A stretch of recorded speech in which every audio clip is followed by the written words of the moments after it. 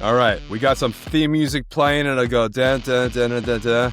We got the badass Billy Gunn here is in the studio to talk to me with no cool name. I could be Fuel and Flex Charlie. I was thinking of the best intro I could come up with. They're all terrible.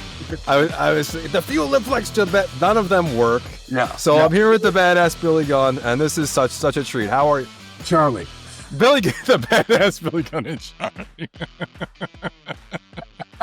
So that right there that should get millions of subscribers right there. Can I be the man bun Charlie, the badass and the man bun? You could be Bun Charlie.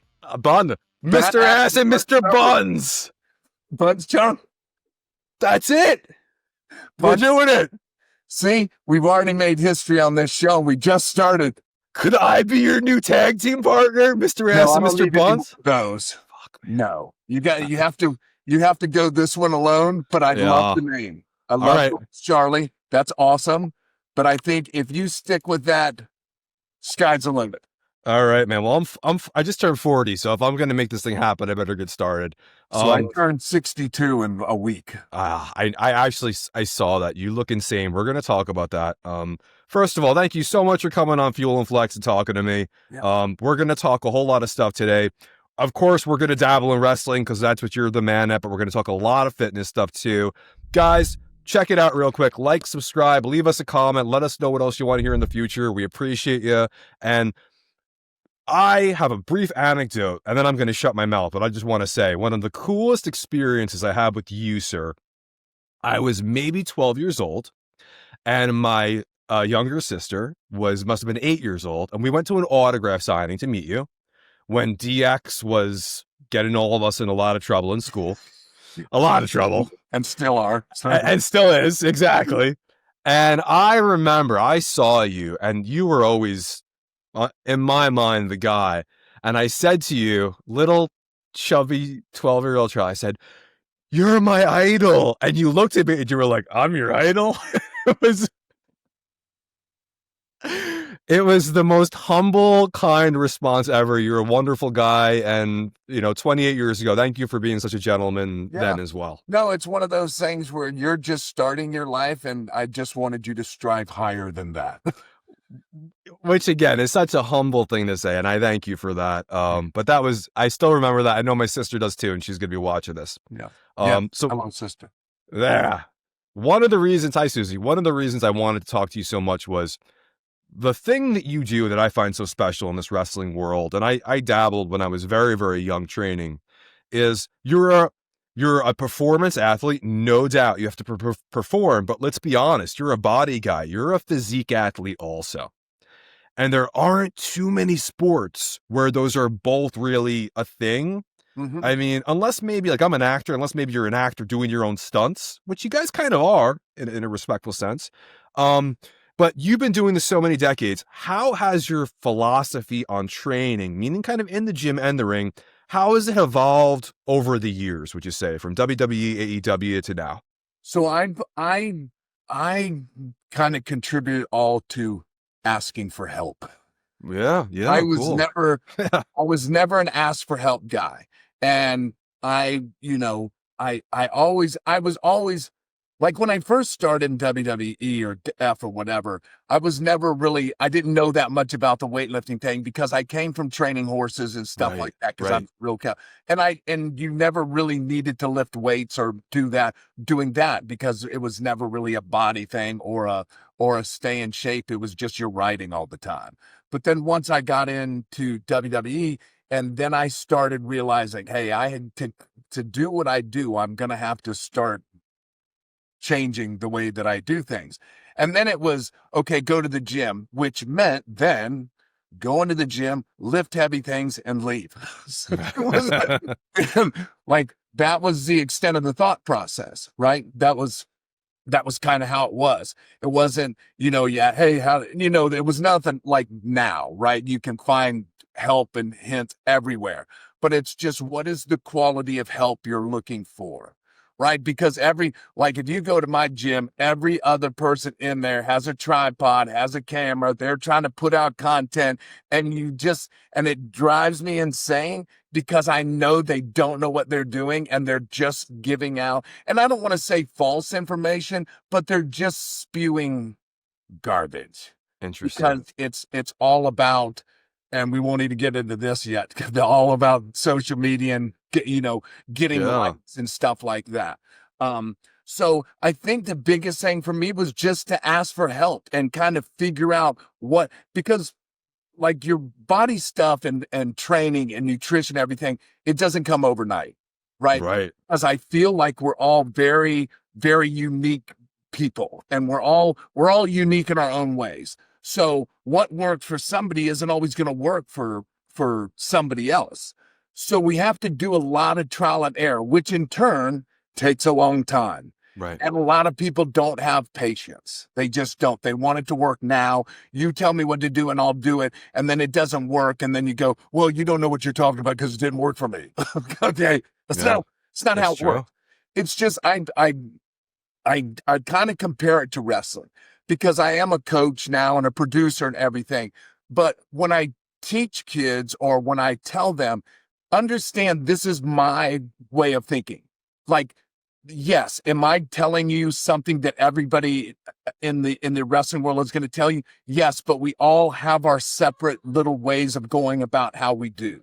Right? I compare it to I'm very people orientated when it comes to wrestling and entertainment. I am not a wrestling guy. I do not know how. I tell everybody all the time, I can't wrestle to save my life, but I can entertain and do wrestling because that's what it says on the marquee, right? Interesting.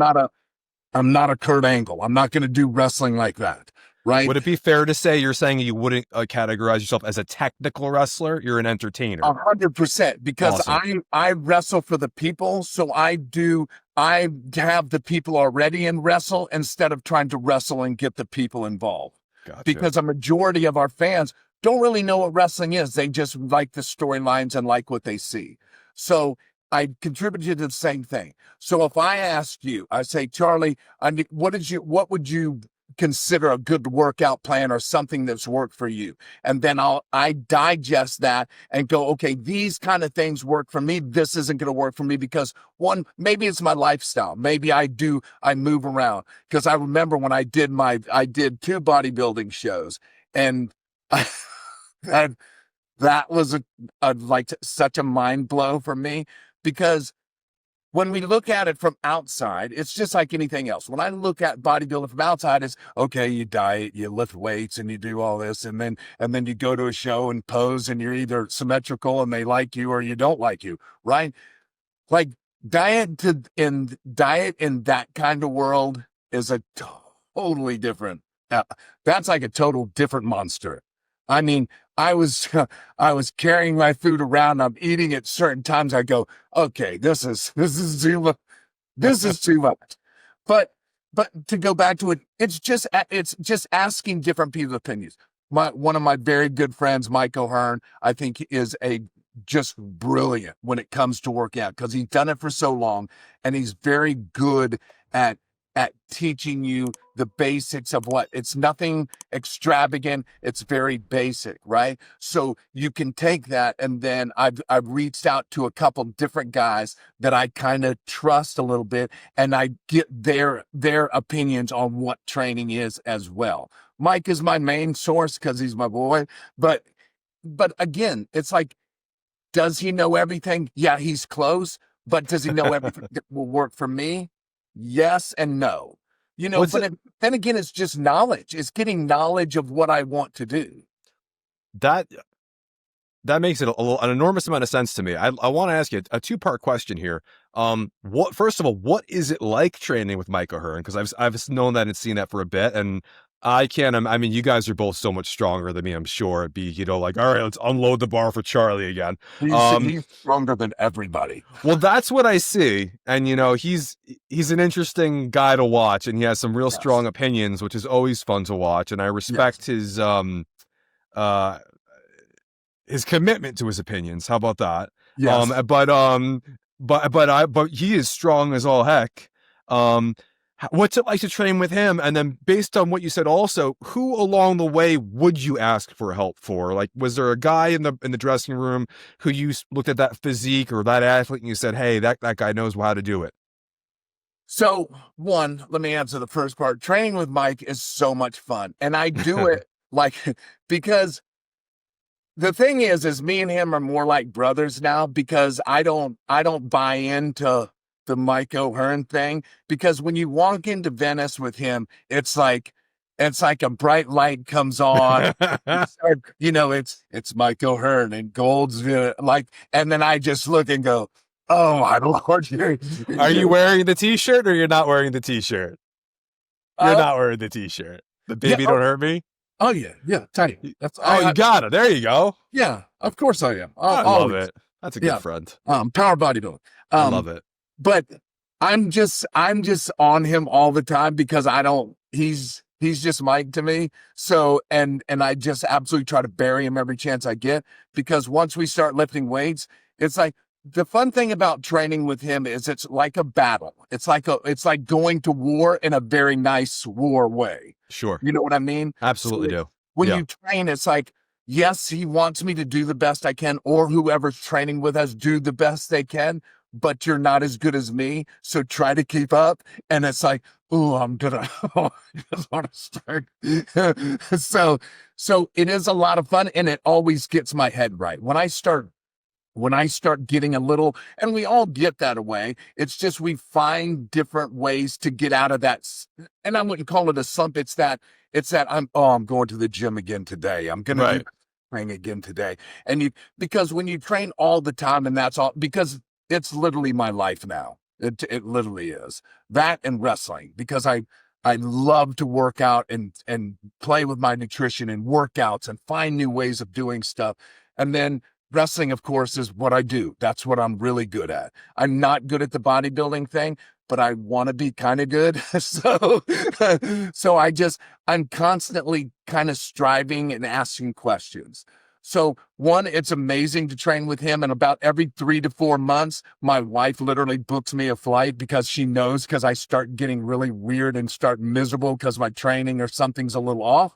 And she sends me to Mike for a week. I get Wow. come back and I'm good. That's a good wife. Yes. You Yeah. let her remove all the trees she needs to. That's a good wife. We were talking before the show about both of our wives selectively removing trees without telling us. The audience wasn't in on that, but you let her remove the trees if she's going to send you to train with Mike for a week. That's pretty cool. Yes, exactly. And then the second part is I don't know if I really asked anybody that was in the wrestling world about training because that's not their world. Like, do they know? Yeah, some of these guys probably. I mean, I guess Bob Holly would be one that we Interesting. kind of had that same schedule and we would train together super hard, Right. and it would be more or less one of us following the other one in our workout. But to ask and kind of knowledge wise, it was never anybody in there. It was only when I really wanted to get into this because I've always had pretty good genetics because it used to drive Bob nuts You because definitely do. I can tell you that for eating certain. every single day for every meal and never gain any weight and be more shredded the next day than I was the day before. So that always irritates people. But once I started diving in and realizing what I could do with my body by just changing my diet, and I don't really say diet a lot because that's kind of a like that, like if you tell, you know what I'm talking about. You tell somebody, go, hey, so what's your food? But well, I do this diet, and they go, oh God, did Yeah. you say Yeah. diet? Yeah. It's just you just say, hey, just make smarter choices, eat right, eat better. You know what I mean? Like when you pick up that pizza, you go, or before you order it, you go, is this the day I need this, or is this the day I can do without? Right? I have a book coming out in the next couple of months, mostly aimed at fathers, because I do this while juggling the kids all day and my Yes. businesses. And one of the things is just touching on what you said is that your diet is not something you do for a few weeks before a bodybuilding show, unless you're a bodybuilder and that's your peak week. Your diet is everything you consume on the regular every day for your life. And I love how you put it. A lot of it is just making a better choice and Yes. letting that become part of your life. Yeah, because I think a majority of the people think if I go to the gym and work out really hard, my nutrition will follow. Well, you've got that completely backwards. Yep. If your nutrition and your whatever meal plan stuff isn't on point, then your training is not going to be to the maximum point that it can be. Like, I think most people have that backwards. And this is something I've learned from Mike. If my food and my whatever you call it, macros, I don't count any of that. I just eat really good because I'm not whipping out a scale. That's But no amazing. means to eat. So That's but if amazing. that, I know when my training starts suffering, like when I start, like I feel dragging or I don't feel as strong or something, I know it's something with my diet. So obviously that has to come first before my training. So and I eat pretty good. I like, for me to really dive into a diet, a so-called diet, what you're talking about, eating on point and all this stuff all the time, I have to have a major goal at the end of it, right? I'm not going to do it just for fun. But when I'm not doing something like that, doesn't mean I get to go off the rails. I Right. still stay pretty clean all week. So if me and my wife want to go out to eat, or she just goes, hey, let's go have sushi, or let's go to have Mexican food, then I don't freak out. And I Right. don't Right. freak out. I go, okay, because I can always get back on track and know that I ate really good all week when my training was where it is, to going and having that day. You know what I mean? That you can go out and enjoy instead of, okay, I'm gonna eat fish. Off the rails question here, because I see more and more similarities. Is it ever hard for you? Because I find in my life sometimes the people I'm around just want to order pizza or do this, or or my wife is like, oh, can we just order this tonight? And I feel like so often I'm the one who's like, her genetics, she's just small and 100 pounds, and it's like you can eat whatever the hell you want and top it off with Ben and Jerry's. And if I have a couple of bad nights, no one's watching my show. So, do you ever feel the social pressure around that? I I really do. don't. I Yeah. don't, because I'm literally around a bunch of people. Like even my wife, she's pretty good about eating and stuff. Yeah. We always have, like, Sunday is our day because she's in Florida and she won't be home till Monday. I said, Gotcha. oh, Sunday you're gonna miss ice cream day. My wife is really good too, I but said, I every day guess is I'll ice just cream do day. it by myself. I don't know. But I'm like, the guys that I train with, the guys that I coach in wrestling, all of them are kind of in that thing. But we Right, for always, sure. it's the hardest thing is when you're traveling, and because when I get hungry, I'm going to eat. Right. That's the bottom line. And that's the hardest thing, because when I travel, like I said, if I'm not aiming for some kind of goal, I'm not carrying my food around with me. I'm just Right. not going to do it. Right. But that doesn't mean I have to go off the rails when I eat on the road, which lately I've been actually pretty lucky, because there's been literally steakhouse next to the hotels when I go to these That's sightings, which pretty is cool. awesome. Yeah. Instead of when I get to the hotel at 11 o'clock and I'm dying and I order Burger King or something and eat everything on the menu. Like that. See, that's genetics if you're ordering Burger King or anything on the menu, because the salt alone for me would put me over the top. Or were you ever one of those guys, Billy, where maybe avoided carbs certain days of the week and carved up the day of, or you were just doing No. it? No, Wow. I never even knew about carb cycling and all that stuff, Wow. because we got into carnivore for a little while, and Interesting. I feel that carnivore diet is super beneficial for everybody. Wow. But I found that when I was straight up carnivore and strict carnivore, all my inflammation went away. I felt like $1,000,000, but there was something missing, and I could feel it, and I didn't know what it was, because I felt, it's really contradicting myself, but I felt so good on that carnivore, but I still felt like something was missing. And as soon as I dropped, all I really did was, after my training meal, was drop some carbs in there. Bam. I Yeah. was like, that feeling went away. but I just hated how good I felt. Like no aching, no pain, no nothing from that, but still feeling like there was something missing. And I think that's just a genetic thing, to be honest with you. If I may, and I could be totally off the wall here, by eliminating carbs, I feel like so often there are the things that come along with it that could totally be inflammatory. But then by reintroducing, probably with the guys you're training with, what I would consider good carbs, you were probably just refilling the hell out of your glycogen stores after every Yes. workout. Yeah. And you probably were, feeling the difference. Yeah. And I totally agree with you. There was Yeah. like I'm not, I guess, scientifically minded to know what that is. I just knew that something was missing. And I went, like, I would have like either a cup of white rice, because white rice and me are like best pals, because Good. it burns good. It Yeah. doesn't sit on me. I literally can eat it. And like 10 minutes later, I just feel it goes, it's like, imagine it goes, Yeah. that that or I eat a baked potato, and that's the only meal I really eat carbs at, except for in the morning before I go to the gym. Right. So I feel I'm pretty balanced in that way. I don't keep track of it. I just do what feels right for me. Really, really smart. Really, really good way to go about it. You're trying different things and you're saying, hey, I believe in this, but then you're seeing the difference as you're exploring, which I mean, I think the smartest people do. I think the more stubborn you get, the more in trouble you get. Yes. But the fact that you experimented with that, I myself, very similar to you now. There was a period I didn't eat carbs. I've tried more of a paleo thing. And when I reintroduced carbs, my training was like night and day. Yes. I don't go crazy, and it's also the carbs you're eating. Next question, though, really interesting is, I don't know how much you pay attention to this, but I know that Michael Hearn definitely does. So if you're around him a lot, you're probably having these conversations. There's a big debate today with kind of exercise science, and bro science.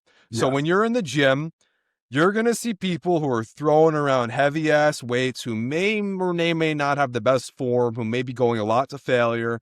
And you may have some folks in the gym saying, not that they're not working hard, but they might be saying, hey, look, if we slow down this negative, if we use so many reps in reserve, if we use we start, rating our perceived exertion and all this stuff. How do you feel about that debate today? If you have anything about it that So occurs. I feel that I feel what you said it very scientifically. I I say it like this: it's ego lifting for everybody in the gym, and then it's training smart. Interesting. And I like that. you know what I mean? I do. So when I see people just throwing, like, let's go ahead and admit that the bench press is the easiest lift of all. Like, that seems to be because everybody can do it and everybody's pretty strong. That's what I find. At least, and again, these are just my opinions, no scientific proof whatsoever behind it. But most people, because I was talking with one of my students he's a big old jacked up kid, and we were just talking about this the other day. Everybody can bench, and everybody has like a decent bench. I mean, 225 is a decent bench, but the way they do it, it's almost like they go like this. He was all looking at me. Okay, put it all on. Put it all on. Right. And then it's this. It's the bounce where you try to Right. break as many ribs as you can. Right. So, Yeah. like, to me, knowing that I've been around, and Mike is very, very specific about mobility, about time under tension with your muscles, and doing stuff more strict to get stronger, because that's what you do. Right. That's how it does it. Lifting all that stuff and bouncing it off of you, doing it 100 miles an hour and try to cave your chest in and bounce and get it. Are you going to get it? Sure, you probably will. But in the long run, what is that actually doing for you? Because if you look at guys that do that, they look like crap, but they're strong. You know what I mean? But the Absolutely. guys, like, I have like a 315 bench, probably more if I really wanted to do it. But I would rather be me and be able to move weight, like, I guess it would be in a more, what's the word I'm looking for? Something that's more beneficial rather than doing it just to lift it. You want to be functional. Yes. Neither of us are 25 years old. Yeah. You're involved in a sport where your body is your instrument in many ways. Yeah. I know you're coaching now, but still, Yeah. um, Yeah, you want to be functional in a sense, which makes an enormous amount of sense to me. It's interesting too because what you're describing is really, in terms of the people who bench like that. I mean, there are people who put on suits that they can barely get into, and Yeah. those are called power lifters, and they don't always look so great, but Yes. now some of them are both. Like, and I think Mike did a bit of powerlifting. Yes. There's crossover, but to what you're saying, especially in what your line of work has been, you want to be functional, you want to look good too, and I think honestly, I hate to say it, I just think for a lot of people, there's a lot of insecurity, and Yeah. that number on the bar means a lot. Yes, and it's more, it's just sport specific, like what you were talking about. If I'm a powerlifter, I'm in that suit and stuff. I'm doing it for a reason. I don't have this suit on just because I want to wear a suit and walk Right. around like this and lift a lot of Can't weights, move. right? There's a specific meaning behind what I'm doing when I'm lifting that kind of weight, compared to the dude that is just jacking all this weight because Yeah. everybody's in there looking and he's got his camera set up and he goes, how many likes can I get off of this? You know what I mean? So I'm not the one that does all that. I know Mike puts a lot of content, but Mike puts quality content. He doesn't do, and I'm not saying a lot of people don't. There's a lot of people that have quality content, but you have to, but I'm afraid more people just look at, hey, how many followers do they have? How many Right. followers do they have? It's not about the content. I think I was talking to somebody the other day about this, Wendy Fertino. Um, Robbie Robinson was at a signing and giving out information.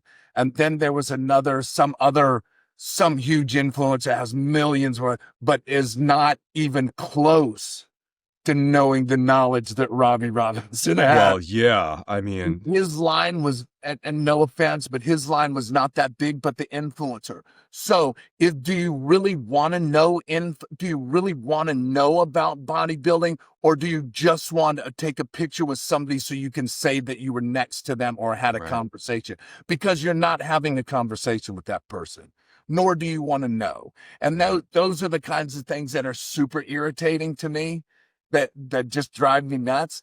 Is I'm very, when it comes to bodybuilding and learning this, I'm like a sponge. I've never been a sponge to nothing like that except for wrestling when I first got into it, because it just consumed me.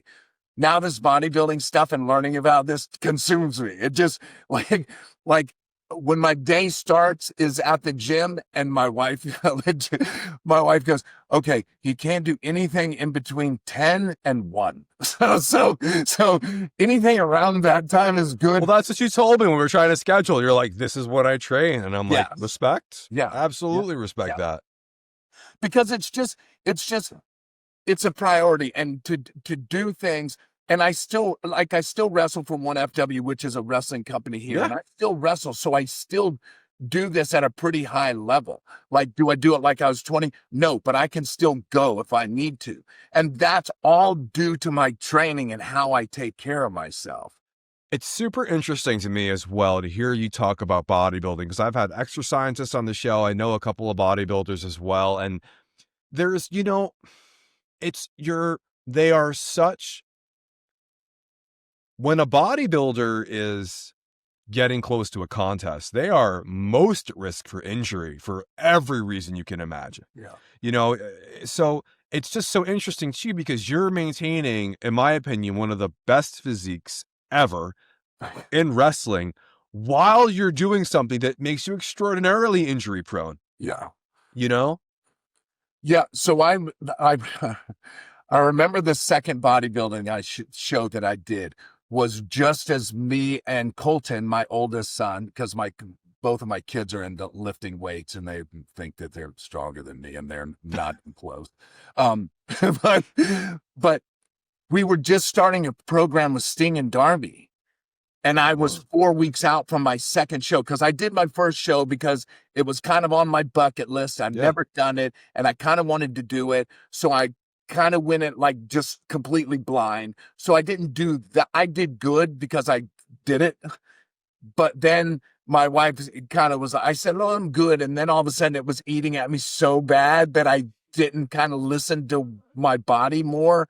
And I said, okay, I'm doing this again. And when I did it the second time, dude, I was dialed in. And I mean, Yeah. dialed in. I'm 4 weeks out from the show.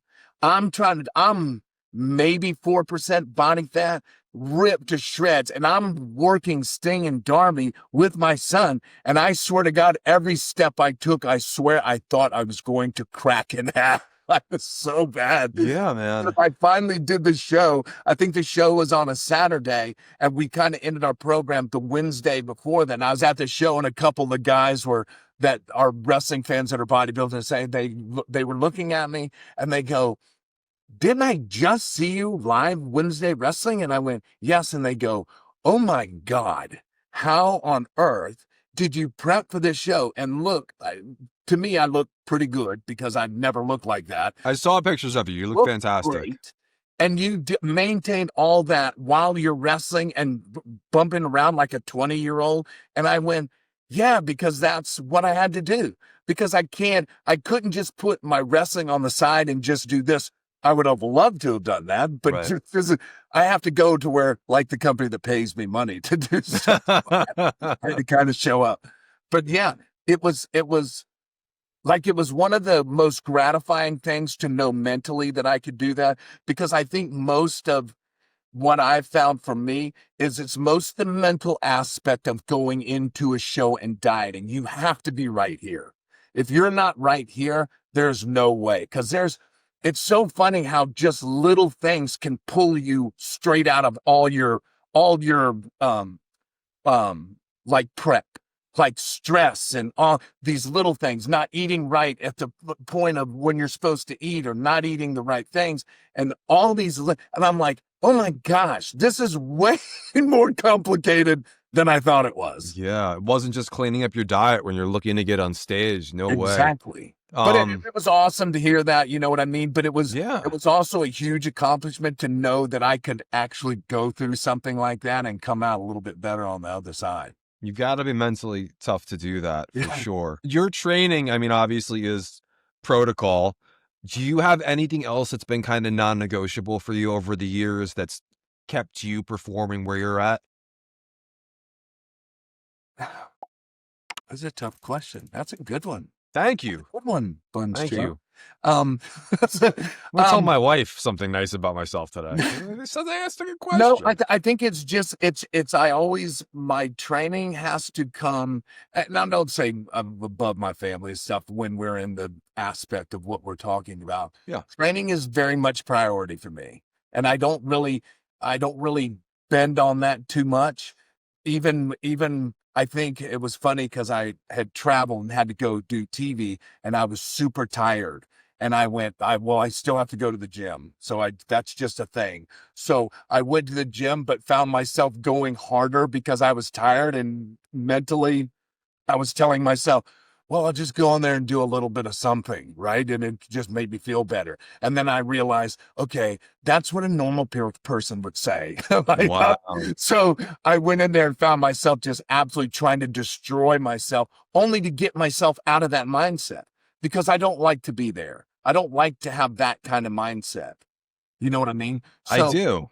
That was another question I had for you in terms of exactly what you said. You almost asked yourself the same question I had for you, was when you are beaten down like that and you're tired, how do you know the difference between kind of like you just said, hey, let's take it into the 50th gear or whatever. I don't know about cars. There's a lot of gears. Or how do I listen to my body and it's like, okay, I have to recover. How do you walk that tightrope? I think because I can, only because it's literally just happened, is I was telling myself, okay, you've tried, like I started finding myself giving myself excuses. Got you. I've been on an airplane for 4 hours. I just had to go get a rent-a-car. I just had to go find food. I just had to go check into the hotel. Do I really need to train? And then I realized that those are bad thoughts. Are they? It's just things that happen. That doesn't mean that I get to use those excuses not to go to the gym.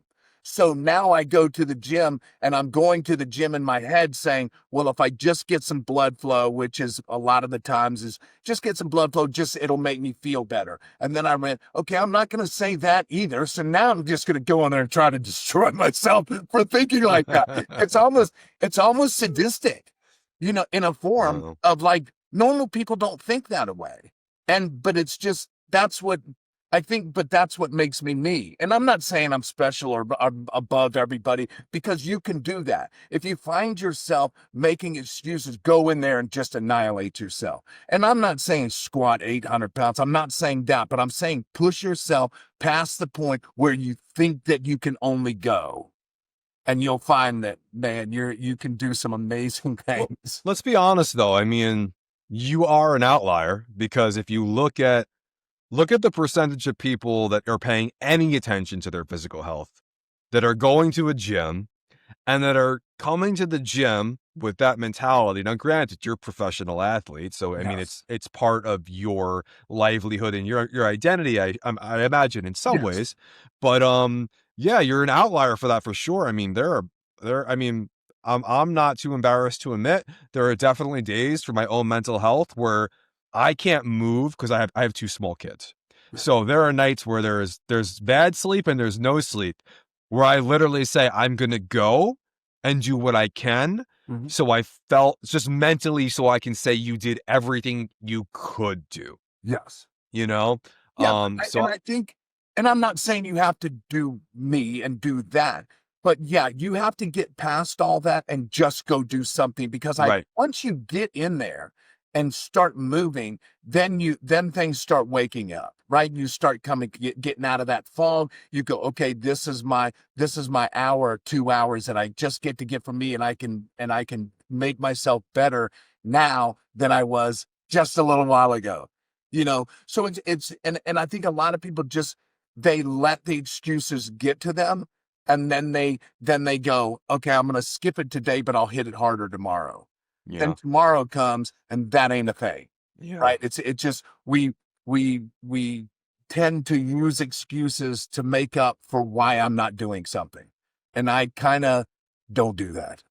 Well, that's good. Well, Because when- if you, it sounds to me like if you see you're beginning to, you're like, and you grab onto that, yeah. and like you said earlier, you said I started to make excuses, and Yes. you are wise enough to recognize that. Yeah, yeah, 100%. And it just comes from, this is what I do. Like, I have to realize this is what I do. There's nobody around me going to hold me accountable to go to the gym, right? So there's nobody around me saying, well, don't you go sit down or you'll never go to the gym. So if I don't hold my own self accountable for the way I want to be, then nobody else is either. I love that. I love that. And you just said earlier, I know you're coaching. I know you're still working. You've been in the major organizations and whatnot. As you've gone from I think you had to have started your mid to early 20s, correct? Yeah, like mid-20s. Right, Yes. smoking guns, right? Yes. Yes. So as the decades went on, 20s, 30s, 40s, 50s, now you're your early 62 next 60s. week. God bless you. I'm gonna send you something nice. I'm Your serious. book, right? My book won't be ready. I'll send you something good, not my book. I'll send you something you'll enjoy, not my book. It's gonna, it's gonna open page 3. Don't make excuses. No. Um, have you said over the years to yourself, Billy, like, this is something I'm not going to do in the ring anymore. This is not worth. How do I move around maybe this movement or this way of moving? Um, I heard you say in an interview that the famouser started to hurt you and your kids were doing it. Yeah. Are there things like that where you said you're going to shift this around so you can stay mobile? So, no. No, Like, good. I want to be I wrong. always say that, like, because when we do something, they go, "Hey, hit your finish," because that's what, one of the only things people want to see me do anymore, except for that and the normal stuff. But wrestling move wise, that's all they want to see. But my hip started hurting, and I was like, "Where is that from?" Oh yeah, 35 years of landing on the same spot, like Yeah. night after night. So I always say it, but never do it, because there's excuses again. But I think, like, I won't do a lot of I'm not doing anything that, like, my biggest My biggest fear is when I wrestle now is what I have to get past is, God, I hope I don't get hurt. I won't be able to train. I'm sure the promoters love that. That's like the number one thing that gets in my head is like, okay, I don't want to do a bunch of this because if I hurt or something tweaks, then I won't be able to go to the gym and lift. And if I can't do that, I will lose my mind. Um, no, I'm still pretty much do everything that I do. I mean, I never really did a lot. I just now when I get in the ring, it's more for nostalgia purposes for people to see, you know what I mean? And it's more for like parents that have kids that go, hey, this is the guy I grew up on, and I can still see him live and do like I don't do a bunch of stuff. I do, and I don't not work, but Right, I'm very particular of who I work with right. because, like I said, I don't like nowadays people just go to wrestling school and think that they're, John Cena for some reason. Like they think they're that good.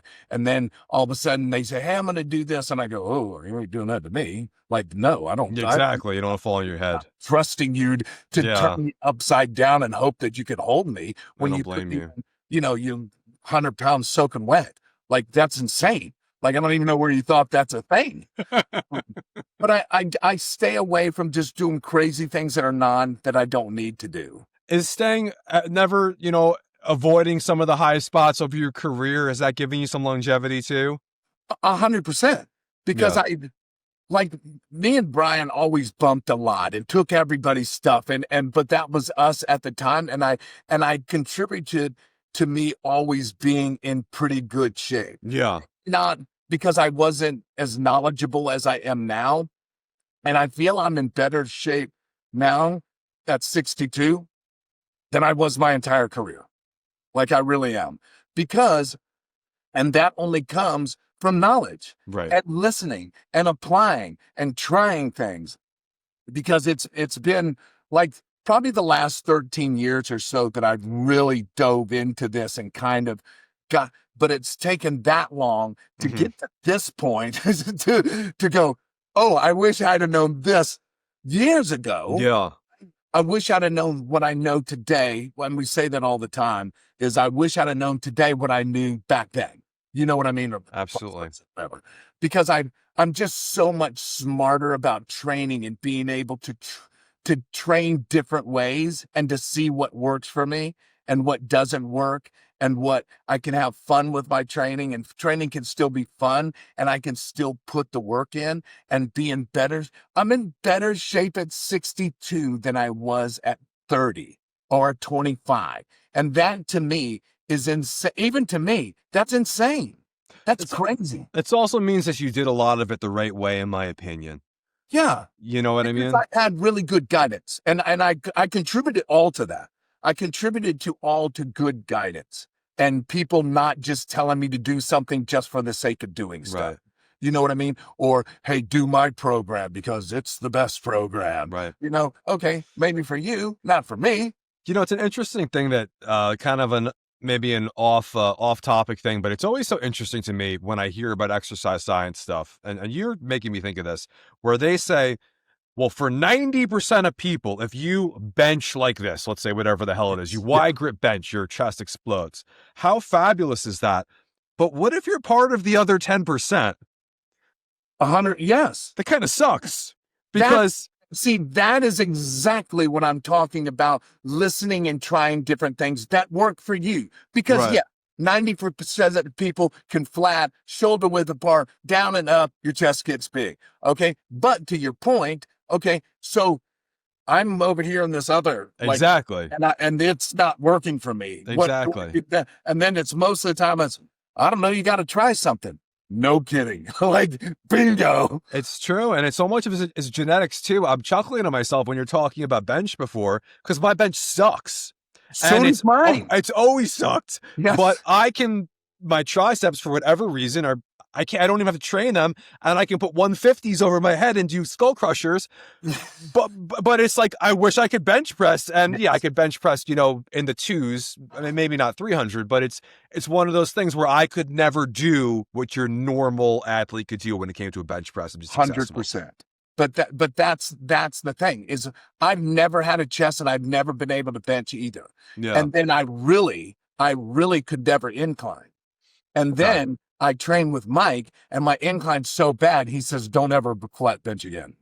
He says, you're just going to incline. Yeah. Because now his mindset is like, and he's the same way. If he finds something on him, like a certain exercise or a certain position, and it's super weak, he will absolutely go insane and absolutely annihilate it until it catches up with the rest of it. And I think I got that from him is because because when we have that, when we go, hey, I'm not very good at this, we don't do it. Right. Instead of going, okay, I'm not good at this, but I will be soon. Because Right. I'm going to pay more attention to this lift that I'm not good at, or this position that isn't good. Because I have horrible shoulders as well.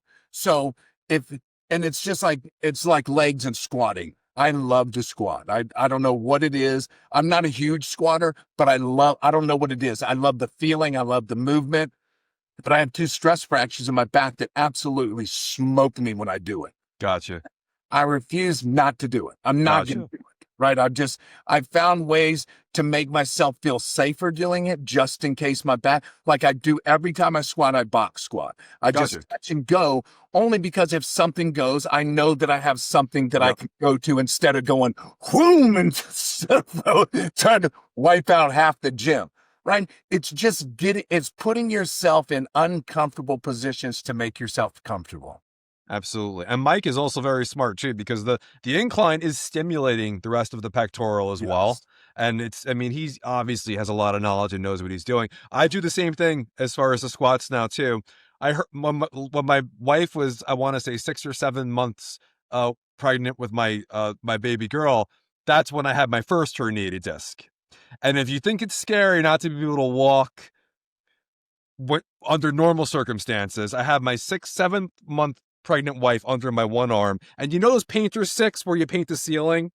Was my other arm to get me into the car to the orthopedist, where I've got to look my wife in the eye. She's got a belly this big, and I'm like, yeah, we're going to give me a shot in the ass now because I was an idiot with a hack squat. Like, Yes. I can never do this again. Yeah. But no, for sure, the box is the way to go. And it's just another smart move where Yes. you're bypassing ego and you're saying, this is going to keep me training until I'm 72, or as Yes. long as you want to train. Yeah, because over the years I've had my share of things that have not. I've been lucky enough that not big things have happened. A couple big things, but it's like as we start. I forgot to warn you about that. They've actually been really good. Tell me they have clever names at least. Like, this is Little Ass, this is Buck Ass. Well, no, I have. And they just heard somebody drive up or something. I don't know. They were so good too. But yeah, it's trying to get around injuries too. Our shoulders hurt, this hurts, and that. And then here come the excuses again. Well, and I hear it in the gym all the time, like pressing or well, I can't do that because I have a hurt shoulder. Okay, then what do you do? Well, I just don't do it. Okay, that's not an option. Right. So what you're telling me is if I hand you these 5s and you do it, can you do it? Well, of course I can. Well, then you can do it. And you can You do just it. choose not to do 5s for some ungodly reason. Right. But if you do the 5s, in a couple weeks, it'll be 10s. And then in a couple weeks more, you'll do more. And then in a couple weeks later, your shoulder won't hurt anymore. It'll probably hurt, but you'll have worked around that. And that's another thing that he's kind of gotten me is to work around because they don't go right. Yeah. I throw my hands up and you go, hey, what's wrong with you?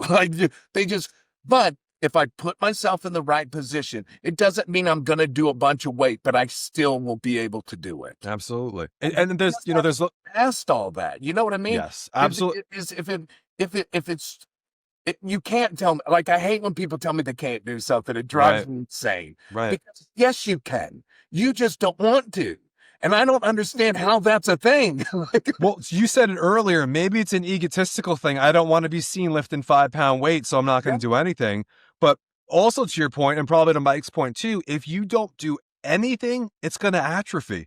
And Yes. then you're going to be worse off than if you were doing the 5 pounders. Yes. That's my, You got to do it. We all hurt. You're always going to hurt. yeah. And I refuse to let society tell me that I'm 62, and I hear it all. Like I hear it all the time. They go, you're 62. Should you really be doing this? Well, you're 50 and can't do it. Well, look at the other 62-year-olds around you, see what they're doing, and then you do the A/B comparison. Yeah. Something I want to ask you about, because you're a father too. Your kids are a bit older. Your kids are probably closer to my age, but your kids are a bit older than mine. But because you're a father, something that it's a little disturbing to me today with kids is there are people who take drugs. There's TRT for people ages beyond, usually even me. For whatever reason they're on it, doctor prescribed. And there are kids today who seem to think TRT belongs in the same conversation as creatine or whey protein, and they don't quite understand what they're doing. What do you say to these kids today who are maybe not understanding how serious that can be at a very young age if you don't need it without a doctor, or just dabbling in that whole steroid world, especially when their genetics, they probably haven't even given them a chance? That's it. That's the bottom line, is what you just said. I don't have patience for that, but I can shoot all this and it'll happen right now. Yeah. But like we were all young one, I was young once and thought I was bulletproof as well. So, but I think it's just ignorance. And now that there's so much information out there about peptides and doing this and this cycle here and that cycle there, this will get you here. When young kids that are easily influenced hear that and go, well, I'm only doing 100 pounds in the gym, right? It all comes back to lifting weights and having that thing in your head. Like, for some reason, they all want to be able to bench 600. You can't do it. That's why Right. it's really special. Right. No, yeah, absolutely. But you can do you, right? And I think, my opinion is, TRT done with blood work and under doctor's supervision, because that's what makes your body run. We already have it in us. And I know that's a debate that we could talk about forever. And it's not something I really get into because I'm not a doctor, but I do know that we make it, as our body naturally makes that. As we age, or for some circumstance, Sure. we don't make it. And when we don't make it, we get health issues. Right. Because we need that to run all our hormones. Absolutely. You know what I mean? So, But you at 62 is very different than someone without those issues at 22, who's Yeah. looking at a social media kid who's on God knows what and saying, oh, the problem is. It's just like those trend twins, right? It's, you see that and you go, oh my God, you two are 22 years old. Sure, you're jacked to the roof, but you are absolutely demolishing. You won't see 30. That's scary. That bothers me. It's scary. That bothers me. And we're letting that on social media, to where, like, if my kids were younger, they wouldn't know what social media is. I promise you that. Whether they hate me for the rest of their life, or I got to keep them locked in a room, because it's so toxic, when it should be something that we should kind of get something good. And I'm not saying it's all toxic, but it's all toxic. The problem is, I think that, to your point, the things that become most the thing that your eye is going towards is going to catch your eye the most. And It's a lot of bad stuff. It's a lot of times it's going to be the bad stuff. It's going to be the car wreck. It's going to be stuff like that. Yeah. And unfortunately, in the fitness world, I don't know if it's so much with wrestling because I'm not educated enough, but at least with bodybuilders, fitness models, stuff like that. This is the best picture they have that was probably doctored by AI, that, they've got their tan, they got ready for that photo shoot, all the things that you do, and they're putting that out there. And you don't see what they look like the other 364 days a week of the year. I'm sorry. And I think there are more men right now with body dysmorphia than there have ever been. Yes. And I think what you said about the Trent twins, and I'm not trying to just single them out, they're Yeah, not no, alone. it's just they come to But mind because because yeah. the stuff they just did in Mexico is stuck in mind. Well, how about because you don't want to find out in a few years there are no Trent twins because you're a good person. You know what I'm Yeah. saying? Like, and there's nothing wrong with that. But that's I'm kind of in that stage right now with my kids where I'm starting to say to myself, all right, I may watch some of this, but when those kids are around, I'm turning this off. You 100%. know, and I completely agree with you, Billy. Yeah, and it like I'm so like for some reason I'm just so turned off by social media, and I know it's a good tool for some people, and it's very educational because that's the problem. It is good in some ways, but it's horrible in others because it's not because of like kind of what you say. I don't want to watch the guy that is in a one of those nurse's gown telling me exactly what I should do. I want the guy with the big hair, Right. big ink all over. I want him to tell me in his way, just cussing up a storm about how good it is, and it really isn't. You know what I mean? So Yeah. it's because I refuse to put like I used to post stuff on social media, but I refuse because of that fact. Now I've given a guy a reason to sit here and watch me post something and absolutely annihilate me for not knowing that what you said is the hard work that I Right. do. Right. It's not that I just go because everybody thinks I'm on the gas. Everybody. And it's not that they don't know the hard work. But it's easier to know that I can just go on this computer and he'll never see me face to face and I Right. can just say anything I want to. Right. You know what I mean? And I could respond, but it's responding to nobody.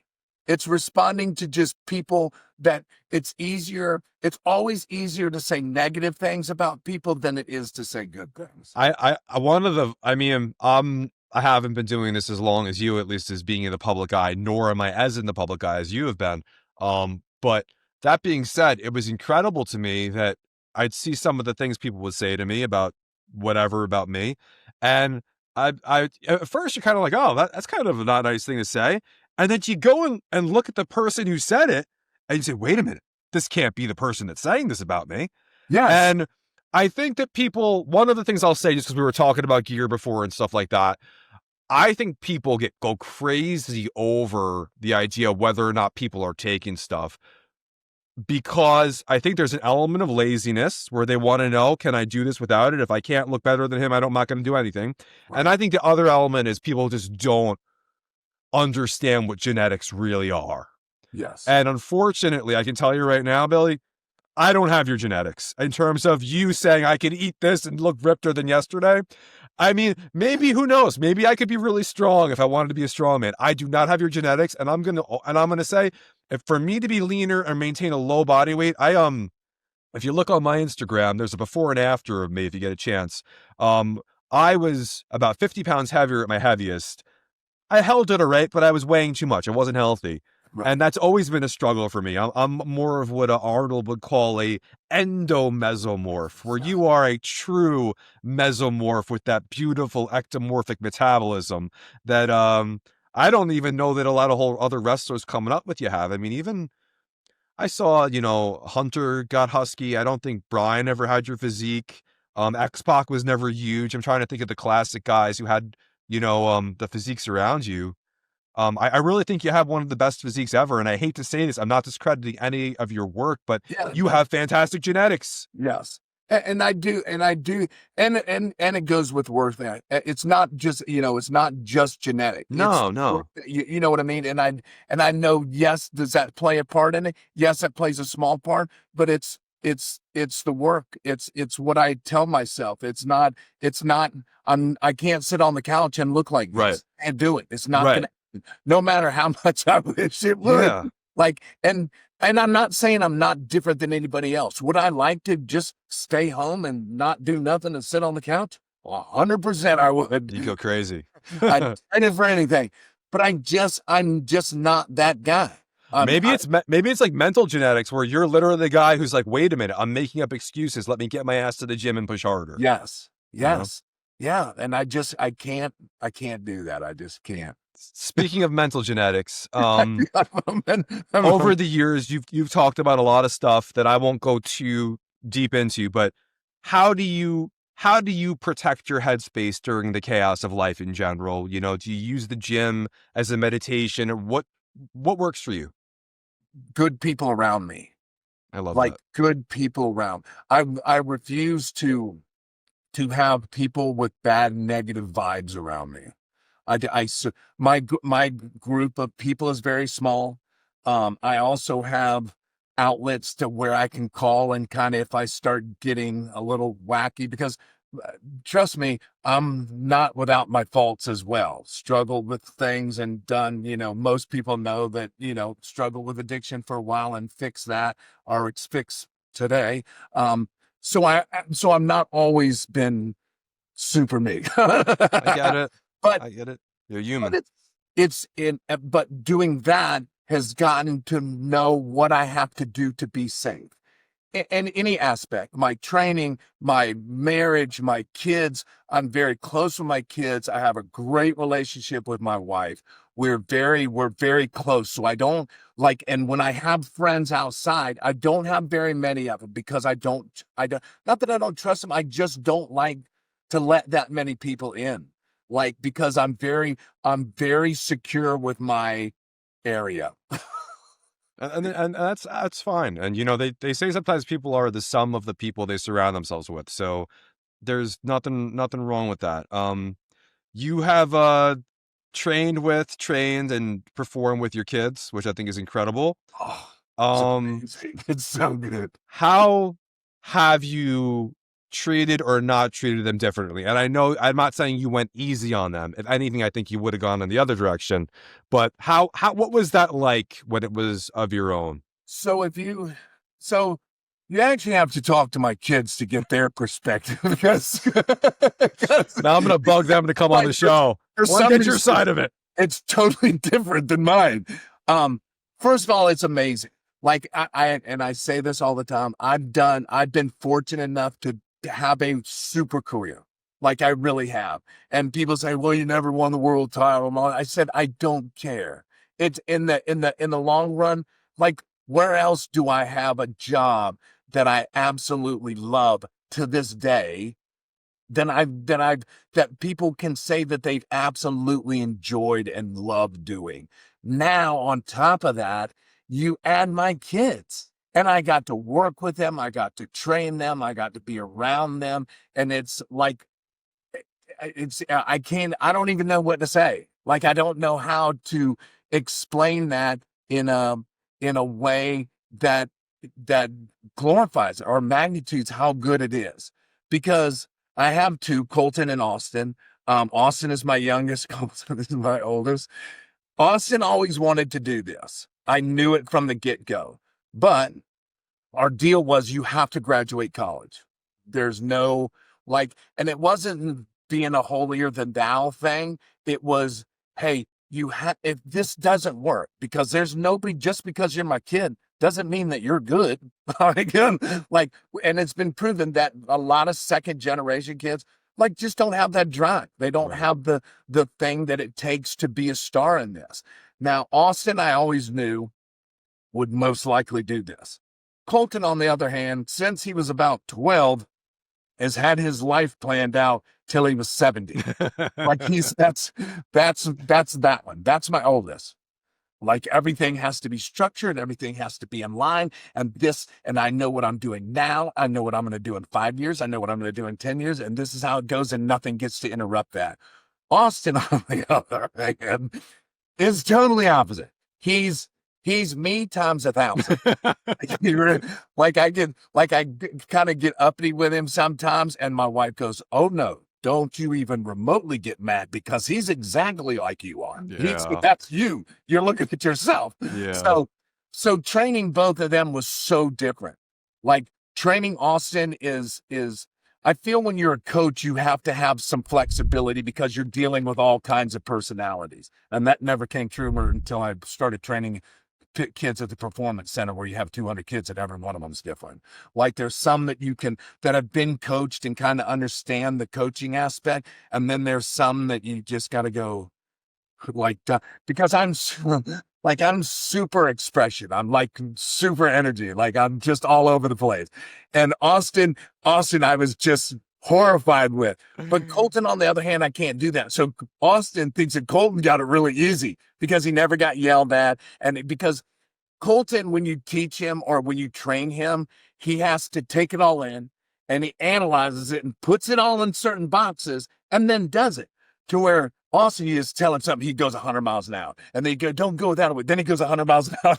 So it's just training them different, but they're amazing kids. And I have such a great, like we literally talk every day and and it's not so much about the business. It's just about training and life and what we're doing and hanging out. I see the pride and I see the way you light up, and I can see it with my son already. Is there is nothing like it, and the amazing experience you must be having with them. God bless you, man. That is absolutely they're fantastic. so much, and they're like I can't be around them and work like when we used to work together. Like they would go, Dad, because I can't stop coaching them. It's a constant, and they're trying to do something, and I'm talking to them and doing it. They go, Dad, stop it, stop it. So they have banned me from working with them only because they're trying to figure stuff out on their own. And yeah, they weren't handed anything. Like those kids work so hard. And people don't understand, oh, they're your kids, they got this job. No, they didn't get nothing from me. They got trained by me. That's it. There's no me making phone calls and saying, Right. hey, will you hire my kid? No, Right. they had to do it on their own. They worked on their own. They called people that they needed to call. They went through the same process as everybody else. You know, and it just goes back to one of the first things we spoke about. You might not have made a phone call, but they got some damn good advice from you, and Yeah. that means a hell of a lot. And look at them now. Yes, they're all right. so good. Oh, We're going to the Fuel and Flex rapid fire round, which I just made up on the spot. I have the questions, but that's what I'm calling it. okay. It's the rapid fire round. It's Rapid Mr. Ass versus what we called me before, the man bun. I don't know. We'll think of a good name for me. Yeah. You don't have to think about it. You can. But what's Charlie your favorite? Buns. What Charlie Buns? Buns. Yeah, Charlie Buns. Right. I'm sleeping on the couch tonight. I tell you that much. What's your favorite cheat meal right now, sir? Favorite cheat meal? Burger King. Oh my God, I just did a video on the Whopper. That's great. You can't go wrong with Burger King. Yeah. What do you like to work? What do you like to listen to when you're working out when it's not Michael Hearn, if anything? Always never Black Atlas or Plaza. Always never Black Atlas or Plaza. So I'll tell you real quick. I didn't mean to mess up your rapid No, you're good. All my music is sent to me by Austin. Oh. Yeah, I don't have any music inclination. So he goes, Dad, listen to this. You might like it. Now I'm gonna message you to send me some music because I want to hear this. Coffee or pre-workout? Neither, both.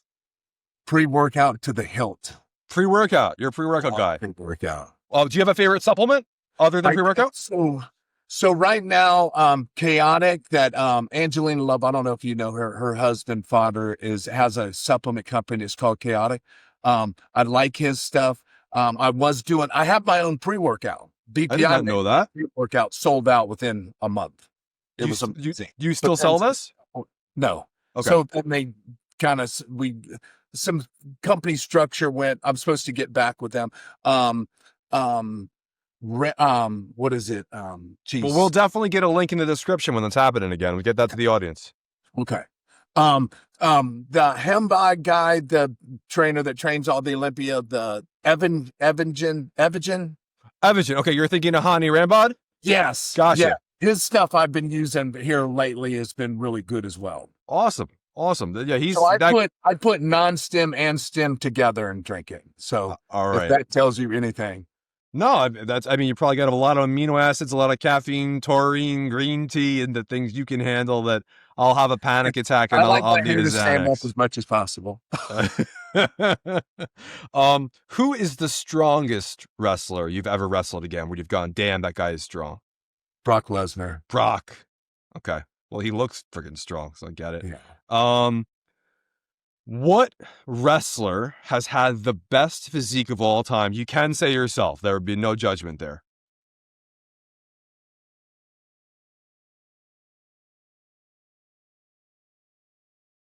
So I lean more towards a Randy Orton in his Interesting. front. That's a good. Like I'm not a huge guy. Batista had a good one. You know what I mean? But he's more the bigger, typical nowadays. Yeah. Randy Orton, I always like that. I like the more bigger, athletic Randy Orton. I'm not Big going to say, dudes. Yeah, yeah, you're a big dude. that Randy Orton look.